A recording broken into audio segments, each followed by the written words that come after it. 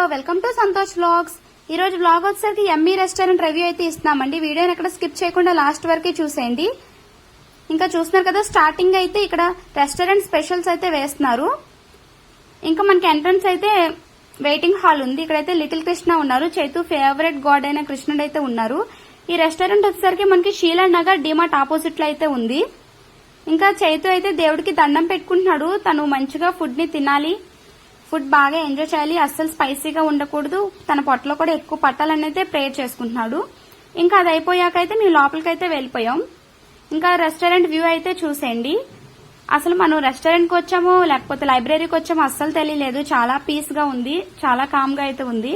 చూస్తున్నారు కదా, ఇక్కడ స్టాఫ్ కూడా చాలా మంచిగా అయితే రిసీవ్ చేసుకుంటున్నారు.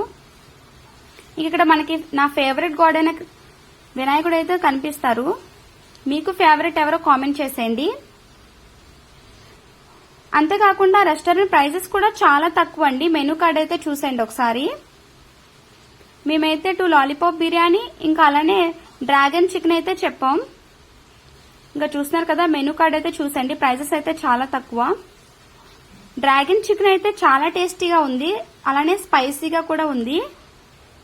ఎవరైనా వెళ్తే కంపల్సరీగా డ్రాగన్ చికెన్ అయితే ట్రై చేయండి.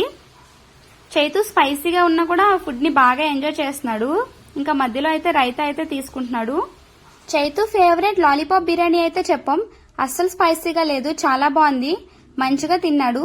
చైతుకు నాన్ వెజ్ అంటే చాలా ఇష్టం కదా, ఫుడ్ ని బాగా ఎంజాయ్ చేస్తాడు. ఇంకా లాస్ట్ లో అయితే దేవుడికి థ్యాంక్స్ కూడా చెప్పేశాడు ఫుడ్ బాగుందని. Thanks for watching. Do subscribe to our channel.